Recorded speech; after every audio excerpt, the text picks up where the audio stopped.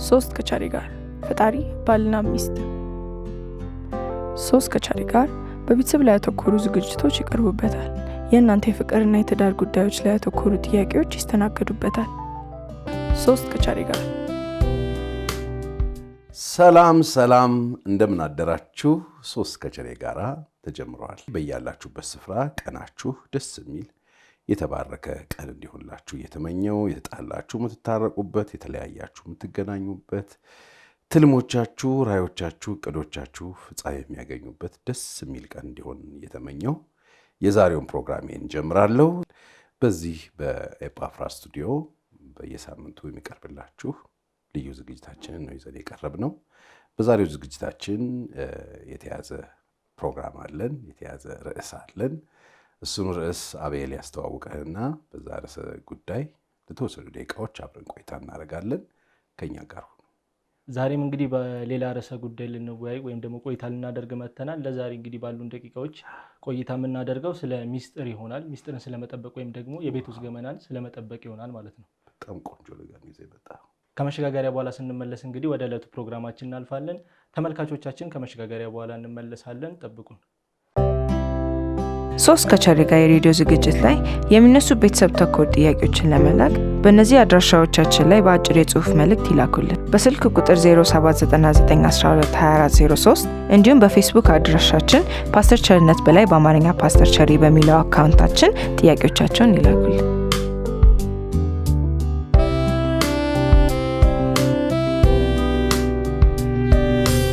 ተመልካቾቻችን ከመሸጋገሪያ በኋላ ተመልሰን መተናል። ከፕሮግራማችን ጋር መልካም ቆይታ እንድታደርጉ ግብዣችን ነው። እንግዲህ ፓስተር ወደ ዛሬው ርዕሰ ጉዳያችን እንለፍ። እንግዲህ ሚስጥር መጠበቅን ወይም ደግሞ የቤት ገመናን ስለመጠበቅ ካነሳን አይቀር አሁን ላይ በማህበረሰብ ዘንድም እንደ ግልም በግንኙነት መካከል እየቀለለ የመጣው ነገር ሚስጥር ነው ወይም ደግሞ ገመና ነው። በሁለት ግለሰቦች መካከል፣ በሁለት ሰዎች መካከል ያለ ሚስጥር እንደ ቀልድ እየወጣ የአደባባይ የሆነ መጥቷል። ስለዚህ እስቲ ሚስጥርን እንዳንጠብቅ የሚያደርጉን ምክንያቶች ምን ምንድን ናቸው ብለን እንነሳስ። በጣም ጥሩ አቤል፣ የቆንጆ ሀሳብ ነው ያነሳው። አሁን ለሽምግልናም ለያዥ ለገላጋይ ለአስታራቂ በጣም ችግር እየሆነ የመጣ ርዕስ ነው የተነሳው። የዚህ ርዕሰ ጉዳይ ደግሞ የሚመለከታቸው በርካታ ሰዎች እንዳሉ አውቃለሁ። ባለጉዳዮችም እንዲሁም ደግሞ ባለጉዳዮች ሳይሆኑ በዚህ ጉዳይ በጣም ዲስተርብ የሚሆኑ እኛ ምን አገባን ታዲያ የሚሉ የሰዎች የቤት ጉዳያቸውን አደባባይ ይዘውላቸው ከመምጣታቸው የተነሳ በማይመለከተን ጉዳይ ጊዜ እያጠፋን ነው፣ የማይመለከተንን ነገር እየሰማን ነው የሚሉ የሚረበሹ፣ በጣም ቅሬታቸውን የሚያቀርቡ፣ ፐብሊክ ላይ መምጣት የሌለባቸው የሰዎች ሕይወት የሰዎች ኑሮ ከመምጣቱ የተነሳ በርካታ ሰዎች ቅሬታቸውን ያቀርባሉ። ምክንያቱም ፕራይቬት የሆነ ላይፋቸውን ሰዎች ፐብሊክ ስለሚያመጡባቸው ማለት ነው። ይሄም ዘመን ደግሞ የሶሻል ሚዲያ እንዲሁም ማህበራዊ ሚዲያ ዘመን ነው። በዚህ በማህበራዊ ሚዲያ ላይ ምን ማቅረብ እንደሌለብን ባለማወቅ ምክንያት በርካታ ሰዎች ይዘውት ይመጣሉ። ይሄን ጉዳይ ሰዎች ለምንድን ነው ወደ አደባባይ ይዘውት ይመጡት የተባለ እንደሆነ የሚያመጣው ተጽዕኖ ምን እንደሆነ ባለማወቅ ከፍተኛ የሆነ የእውቀት ክፍተት እንዳለ፣ እነዚህ ፐብሊክ ላይ የሚመጡ ነገሮች የሚያመጡት አደጋ ምንነትን አለመረዳት፣ አደጋውን በጣም ጥልቅ እንደሆነ፣ የብዙዎችን ሰዎች ሀሳብ እንደሚቃኝ፣ የብዙ ሰዎችን ሕይወት ሊያበላሽ እንደሚችል፣ በማይመለከታቸው ሰዎች ገብተው ሀሳብና አስተያየት እንዲሰጡ እንደሚያደርግ፣ የባሰ ችግሩን እንደሚያባብሰው ባለማወቅ። ምክንያቱም ብዙ ሰዎች ፓብሊክ ላይ ጉዳያቸውን ሲያመጡ የተሻለ ውጤት እናመጣለን ብለው እንደሚያስቡ አውቃለሁ። ግን በፍጹም አይወጣም፣ ሊሆን የማይችል ነገር ነው። ወደ አደባባይ ከወጣ ችግሩ እየሰፋ የመታረቂያ እድሉን እያጣ ችግሮችን የመፍታት እድላቸው እየጠበበ ነው ይመጣው። ብዙ ሰው ግን እንደሱ አያስብም። ምክንያቱም በተለያየ ሰው እንደሚያስበው አይደለም። ሁሉም ሰው የራሱን ኦፒኒየን ነው ይዞባቸው ይመጣው። ችግራቸውን ፐብሊክ ላይ ባመጡት ጊዜ ፐብሊክ ላይ ከቀረበ በኋላ ፐብሊኩ ላይ ያለ ሰው በሙሉ የራሱን ኦፒኒየን ስለሆነ የራሱን ሀሳብ ስለሆነ በዛ ጉዳይ የሚሰጠው ችግሩ በጣም እየሰፋ ችግሩ በጣም አስቸጋሪ እየሆነ ለመፍታት በጣም አስቸጋሪ የሆነ የብዙ ሰዎች ኢንቮልቭመንት ስለሚኖርበት ጤነኛው ነገር እጅ እያለ የሚመጣበት እንደሆነ መታወቅ አለበት። እና ሰዎች እዚህ ውስጥ የሚገቡበት ምክንያት አንደኛ ችግሩን ውስብስብነት አለመረዳት፣ ችግሩ ወደ አደባባይ ሲወጣ ለመፍታት በጣም አስቸጋሪ የሚሆንበትን እድል እንደሚፈጥር አለመረዳት፣ የእውቀት ክፍተት መኖሩ አደገኛ እንደሚሆን አለማወቅ ባለማወቅ ስንጠቀልለው እዚህ ሰዎች ለምንድን ነው ወደዚህ ነው የሚያመጣው ሲባል ምንም ስለማያውቁ የፕራይቬት ላይፋቸውን ፐብሊክ ላይ ሳይመጡት የሚመጣውን ኮንሲኩዌንስ ወይም ችግር ወይም አደጋ ባለመረዳትና ባለማወቅ እዚህ ውስጥ ሰዎች ይገባሉ። ስለዚህ ምናልባት ዛሬ የሚያዳምጡን አድማጮችም ይሁኑ ተመልካቾች በዚህ ጉዳይ ላይ ያላቸው ሀሳብ አስተያየታቸውን ይጻፉ። ጉዳያቸውን ወደ አደባባይ ካወጡት በኋላ ምን አገኙ፣ ጉዳያቸውን ደግሞ ፕራይቬት ባደረጉት ጊዜ ከምን ተረፉ፣ እሱም ላይ መነጋገር ይኖርብናል። አሁን በጣም ያነሳው ሀሳብ አቤልዬ ይዘህ መጣኸው አጀንዳ በጣም አሪፍ አጀንዳ ነው። ዛሬ በጣም ብዙ ሰው አይተህ ከሆነ ምንም አይመለከተንን የጓዳውን ነገር ይዞልን መጥቶ ሰውን ያሰቃያል። ምንም ማያገባንን ነገር ሚዲያ ላይ ይዘው ይመጡ። የሰዎች የጓዳ ህይወታቸው አደባባይ ላይ ምንም አያደርግም። ሌላው ሰው የሚያንጽ የሚያስተምር ከሆነ ትምህርቱን በዚህ መንገድ ማስተማር የሚችሉበትን እድል መፍጠር እንጂ የሰዎችን ችግር የሰዎችን ፕሮብሌም እያወጡ አደባባይ ላይ ማስጣት ለ120 ሚሊዮን ህዝብ የየራሱን ኦፒኒየን ሰው ይዞ መጥቶ በዛ ጉዳይ ላይ ሀሳብ አስተያየት እንዲሰጥ እንደ መፍቀድ ነው። ለሁለት ያልቻሉት እንዴት ነው ለ120 ለ40 ሚሊዮን የሚቻለው? የማይሆን ነገር ነው እና አለማወቅ ነው የሚሆን። እንግዲህ አሁን ካነሳው ምክንያት በተለይ አለማወቅን ካነሳን ቅድም ስትለው ነበረ መነሻ ላይ በተለይ አሁን የማህበራዊ ድረገጽ ዘመን ነው። ሶሻል ሚዲያ ደግሞ እንደመምጣቱ መጠን ደግሞ ፐብሊክ ላይ ብዙ ነገሮች ይሰጣሉ። አሁን ወደ ቤት እስቲ እንመለስ። ቤት ውስጥ ያሉ በተለይም ደግሞ በፊት ጎረቤት እንኳን የባልና ሚስትን ሚስጥር አያውቅም የፈቀዱለትን ያህል ነውና ማለት ነው። አሁን ላይ ግን ከዘመኑ መምጣት ይሄ ሶሻል ሚዲያ መበራከት ጋር ተያይዞ ብዙ አደባባይ ሚስጥሮች እየበዙ ነው በቤት መካከል ማለት ነው። ስለዚህ በባለትዳሮች መካከል እንዴት አይነት ሚስጥር ይኖረን? እሺ አለማወቁ እንዳለ ሆኖ ምን አይነት ሚስጥሮችን እንያዝ? እንግዲህ ምን አለ መሰለ መሰረታዊ የሆኑ የጋብቻ ፕሪንሲፕሎች አሉ። ትዳር ከሆነ ትዳር ከመሆኑ በፊት ስለ ትዳር ምንነት መረዳት፣ ስለ ትዳር ምንነት ማወቅ በጣም ያስፈልጋል። ለዚህም ዛሬ በደንብ ሁሉም ሰው እንዲሰማ የምፈልገው ነገር ሰው ወደ ሜሬጅ ወይ ወደ ትዳር ከመግባቱ በፊት ስለ ትዳር ምንነትና ምን አለመሆን ማወቅ አለበት። ያንን ከተረዳ ትዳር ማለት በባልና ሚስት መካከል ጋብቻ ከፈጠሩ ወይ ከፈጸሙ በኋላ ሁለት አንድ ማለት ነው። ስለዚህ ባል የሚስቱን ሚስት የባሉን ነገር ይዞ ወጣ ማለት ራሱን ይዞ ወጣ ማለት ነው። እውቀቱ አንዱ ይሄ ነው። ምክንያቱም ሁለቱም ይጣበቁና አንድ ስጋ የሚሆኑበት ርቃን የሚኖሩበት አንዳቸው አንዳቸው ገበና የሚሆኑበት እንደሆነ መታወቅ አለበት። ትዳር ከሆነ በኋላ ባል ሚስትን ሚስት የባልን ነገር አውጥቶ አደባባይ ላይ ማስጣት ማለት የራስን ርቃን በአደባባይ ላይ ገልጦ መንቀሳቀስ ማለት ነው። ስንት ሰው ነው ይህን የሚያውቀው? ስንቶቻችንን ይህን የምንረዳው? ስለዚህ የትኛውን ልግለጠው? የትኛውን የሰውነት ክፍላችሁን ነው ከፍታችሁ እያደባባይ የምትዞሩት? በቃ ባልና ሚስት ሁለቱ አንድ ስጋ ናቸው። ስለዚህ እኔ ቢሮ በጣም ብዙ ችግር ይመጣል። ሚስቶች ስለ ባሎቻቸው ሲያወሩልኝ ስለ ራሳቸው እያወሩ እንደሆነ ነው የምነግራቸው። ሃፍ ፓርት ማለት ነው። ስለዚህ ባል ስለ ሚስቱ ሲያወራልኝ ስለ ራሱ እያወራልኝ ስለ ራሱ እያወራ። ስለዚህ የታመመውን የሰውነታችንን ክፍል የት ነው ይዘን መሄድ ያለብን ነው። ፐብሊክ ላይ ወጥቶ አንድ ሃፍ ፓርቱን ስትሮክ የተመታ ሰው ይህንን አካሌ ከዚህ በፊት ይሰራ ነበር አሁን አይሰራም ማለቱ ምን መፍትሄ ምን መድኃኒት ይሰጠዋል? በቃ ይሄ ሰውዬ ሃፍ ፓርቱ አይሰራም ብሎ ሰዎች ስለዛ ሰው ያላቸው አስተሳሰብና ግምት እንደዛ ከመሆኑ ውጭ ምንም ያተርፈው ነገር የለም። ሃፍ ፓርቱ የታመመ ሰው ወይም ስትሮክ የተመታ ሰው የሚያደርገው በዚህ ጉዳይ ሊረዳው የሚችለው የሕክምና ባለሙያ ሊያግዘው የሚችል ባለሙያ ጋር ነው መሄድ ያለበት። እዛ ከሄደ በኋላ እንዴት አድርጎ ቴራፒ መውሰድ እንዳለበት፣ እንዴት አድርጎ የተጎዳውን አካል መንከባከብ እንዳለበት፣ እንዴት አድርጎ መጠበቅ እንዳለበት ይማራል። ለዛ ነገር እንክብካቤ ይደረግለትና የሚያስፈልገው መረጃ ይሰጠዋል። ከዛ በኋላ የተጎዳውን አካል ጤነኛ ነኝ የሚለው አካል እየጎተተ ይኖራል እንጂ አውቶ ፐብሊክ ላይ ቁረጡን አቋርጦኝ ይህንን የሰውነት ክፍሌን ልገምሰው ፈልጌ ነበር። ምንድነው ሀሳብ አስተያየት? ምን አገባው ሰው ቁረጥና ጣለው ማይሰራ ከሆነ ይላል። ምን አገባው ሰው የፈለገውን አስተያየትና ሀሳብ ይሰጣል። ባለ ጉዳዩ ግን ያንን አካል የተሸከመው ሰው በቃል ኪዳን እስከገባ ድረስ ለዛ አካል ደህና መሆን ሊሰጠው የሚችል ሕክምና ሊያገኝ የሚችልበትን ቦታ መምረጥና እንደዚህ አይነት አገልግሎት ማግኘት ነው እንጂ የሚኖርበት ፐብሊክ ላይ አውጥቶ ማስጣት። ለዚህ ነው ሰው በግድ የለሽነት ምንም ሳይመስለው ፍቺው፣ ቁረጩ፣ ፍለጩ የሚለው ሀሳብና አስተያየት የሚሰጠው። ስለዚህ ከዚህ የተነሳ በጣም ብዙ ሰዎች የትኛውን ክፍል እንደብቅ የትኛውን ክፍል እንግለጥ የሚባል ነገር የለም። በትዳር ውስጥ ትዳራችንን ሊጎዳ የሚችል ነገር በሙሉ ከቤታችን ማራቅ አለብን። ግንኙነታችንን ሊያበላሽ የሚችል ነገር በሙሉ፣ ያለንን መተማመን ሊያጠፋ የሚችል ነገር በሙሉ፣ አንዳችን ለአንዳችን ያለን አዘኔታና ርኅራኄን ሊያጠፋ የሚችሉ ነገሮች በሙሉ ከቤታችን፣ ከጓደኝነታችን፣ ከህብረታችን ማራቅ አለብን። ስለዚህ የትኛው ነው የሚጠቅመን ብለን ማሰብ ነው ያለብን። በቃ የባሌን ጉዳይ የሚስቴን ጉዳይ አውጥቼ ለማን ነው ለምንድን ነው የምሰጠው ብሎ ሰው ማሰብ አለበት። ካወጣን በኋላ መልሰን መቆጨት የለብንም። ዛሬ ሳይሏቸው ለማይገባቸው ሰዎች ነገራቸውን ነግረው ጉዳያቸው ሚስጥራቸውን አደባባይ ላይ ዘግዝከውላቸው በጣም የተጎዱ ግለሰቦች አሉ፣ ሴቶችም ወንዶችም። ከዚህ ይሄ ችግር ከመምጣቱ በፊት ባልም ሚስትም የትኛውን ነው ለማን ነው መገልጠው የሚለውን ነገር በደንብ ማሰብ አለባቸው። ምክንያቱም ባልና ሚስት ከጠባቸው በላይ ቦታ ሊሰጡት የሚገባው ትኩረት ሊሰጡት የሚገባው ከግጭታቸው በላይ ጊዜያዊ የስሜት መሻከርና መላሸቅ ጀርባ ዋጋ ሰጥተው ሊያስቡት የሚገባው ነገር ስለ ትዳራቸው ነው። ትዳራቸው ከነሱ ግጭት ይበልጣል።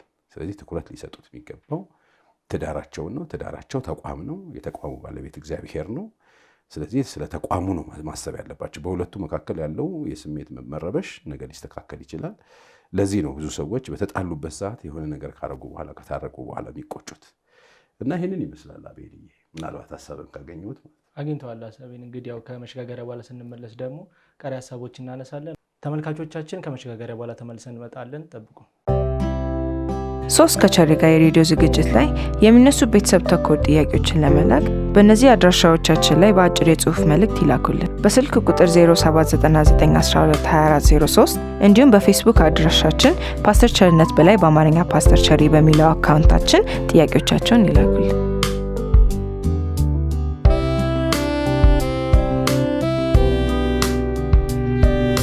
ከመሸጋገሪያ በኋላ ተመልሰን መጥተናል። ተመልካቾቻችን ከፕሮግራማችን ጋር መልካም ቆይታ እንድታደርጉ ግብዣችን ነው። እንግዲህ ፓስተር ባሉን ቀሪ ደቂቃዎች ደግሞ ጥቂት ሀሳቦችን እናንሳ።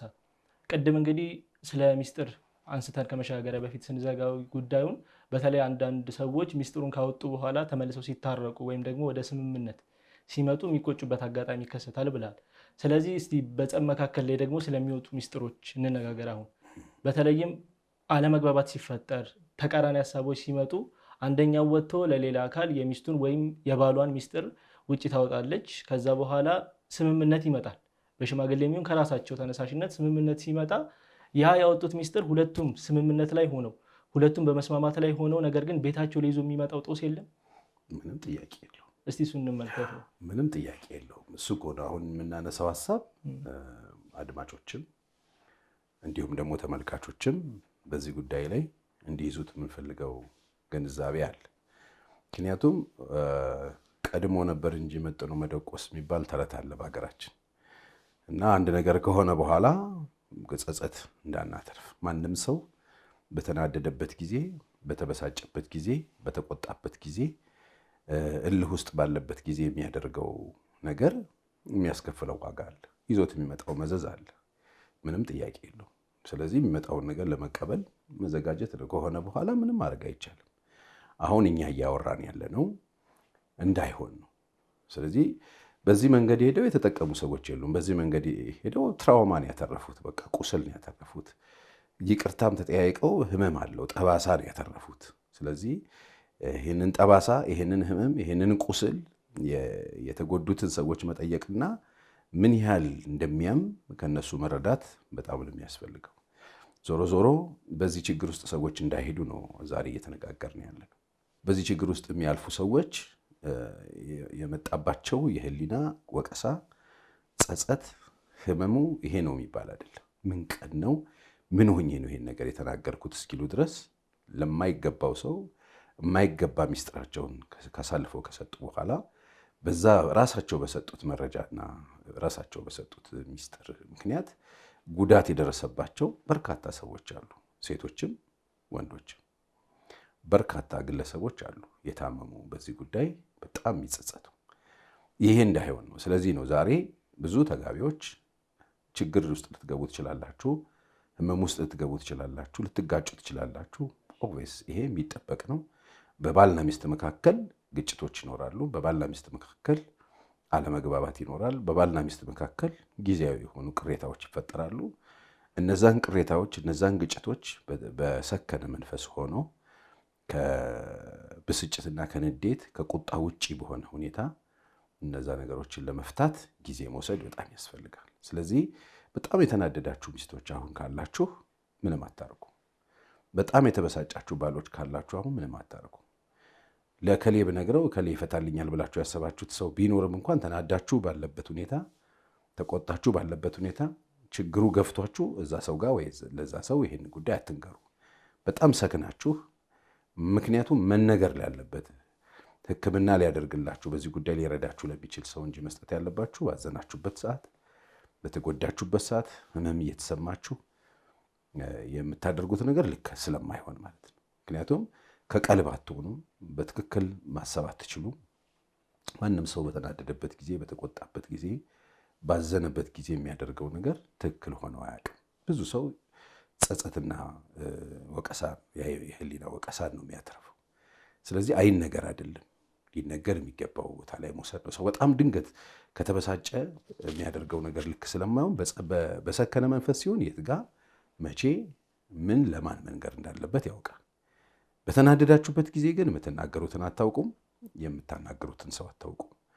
ባዘናችሁበት ጊዜ ግን የምታደርጉትን አታውቁም፣ ለማመን ማድረግ እንዳለባችሁ አታውቁም። እና ነገ መጎጃችሁን፣ ነገ ማልቀሻችሁን፣ ነገ መጸጸቻችሁን ራሳችሁ ስለሆነ የምትሰጡት ያ እንዳይሆን መጠንቀቅ ነው። እኔ አሁን ላልገቡት ሰዎች እንዲህ አይነት ችግር ውስጥ እንዳይገቡ ባልትዳሮች ሆነው አብረው እየኖሩ ምናልባት በባልና ሚስት መካከል በተፈጠረ ግጭት ምክንያት የሚያደርጉትን የጠፋቸው አቅራቢያቸው ላለ ሰው መተንፈስ ያለባቸው ለመሰላቸው እና በኋላ እንዳይጸጽታቸው ማን ምን መስማት እንዳለበት እንዲያውቁ ለማስገንዘብ ነው። በዚህ መንገድ የሄዱ ሰዎች ምንም ጥያቄ የለውም፣ ይዘውት የሚመጡት ጸጸት ይኖራል።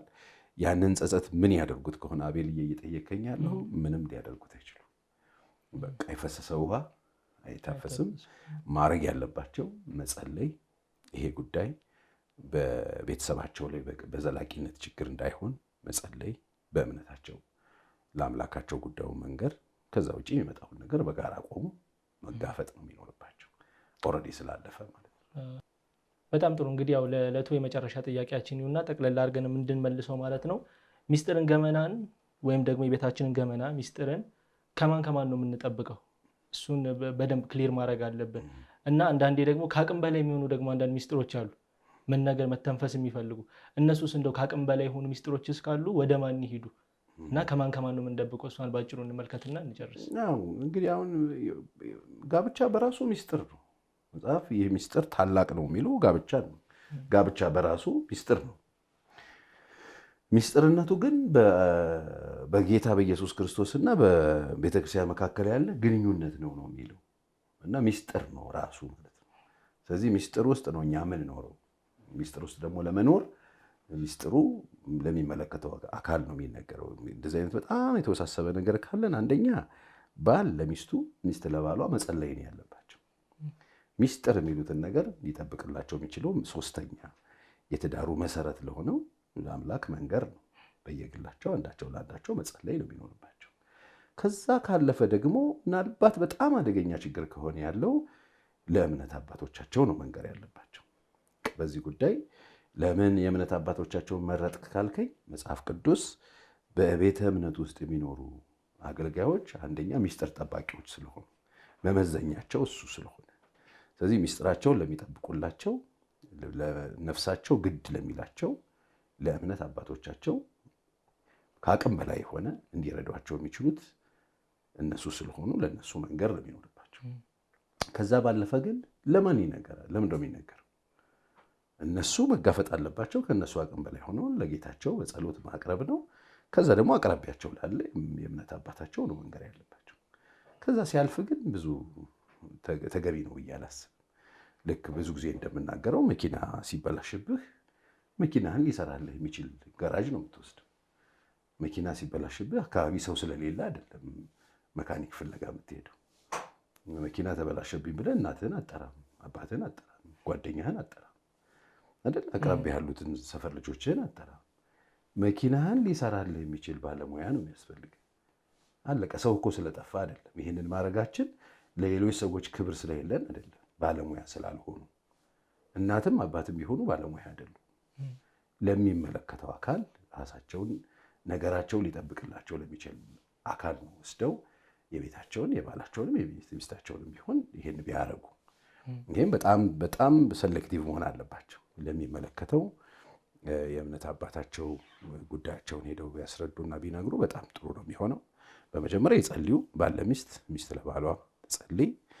እግዚአብሔር ፊት በታማኝነት ሆነው የጎደለውን የሚሞላለት አምላክን በጸሎት ቢጠይቁለት፣ የትዳር አጋራቸውን እግዚአብሔር እንዲረዳው አምላካቸውን ፊት ቢያቀርቡት፣ በመቀጠል ደግሞ አምላካቸውን የሚያገለግሉ የእምነት አባቶቻቸው የሚያከብሯቸው የሚሰሟቸው ለእነሱ ሄደው ይህንን ጉዳይ ቢያስረዱና በዚህ ጉዳይ ላይ እነሱ ቢሰጧቸውን ሀሳብ እንዲሁም እርዳታ ቢቀበሉ ጥሩ ነው።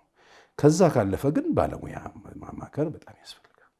በዚህ ጉዳይ የሚሰሩ የቤተሰብ ጉዳይ የሚመለከታቸው ፕሮፌሽናል የሆኑ በዚህ ጉዳይ ላይ ሊያግዙ የሚችሉ በተለያየ ቢሮ ያሉ ሰዎችን አጠያይቆ ፈልጎ ጉዳዩን በደንብ ማስረዳትና በዛ ላይ ትምህርት ማግኘት ይኖርባቸዋል። ከዛ ውጪ ምንም ላገኙት ሁሉ ሚስጥራቸው መንገር አለባቸው ብዬ አላስብም። ይህን ይመስላል። አቤል እንግዲህ ለዛሬ ያጠናቀናል። በቀጣይ ሳምንት ደግሞ በሌላ ርዕሰ ጉዳይ እንመለሳለን። በጣም ጥሩ። ወደ ተመልካቾቻችን የዛሬ ዝግጅታችንን በዚህ አጠናቀናል። በሚቀጥለው ጊዜ ደግሞ ስንገናኝ በሌላ ርዕሰ ጉዳይ ላይ ተመልሰን እንመጣለን። ያላችሁን ሀሳብ አስተያየት ደግሞ በኮሜንት መስጫው ቦክስ ውስጥ ሀሳባችሁን አስተያየታችሁን ልትጽፉልን ትችላላችሁ። ከወደዳችሁት ላይክ አድርጉ፣ ሼር አድርጉ። እንዲሁም ለሚመለከታቸው ወንድም ጓደኞቻችሁ አስተላልፉላቸው። ሰብስክራይብ ያላደረጋችሁ ደግሞ የኤጳፍራ ክርስቶስ ቤተክርስቲያንን ዩቲዩብ ቻናል ሰብስክራይብ እንድታደርጉ እየጋበዝኩኝ የዛሬውን በዚህ ያጠናቀቅኩ። መልካም ጊዜ ይሁንላችሁ። ቻው።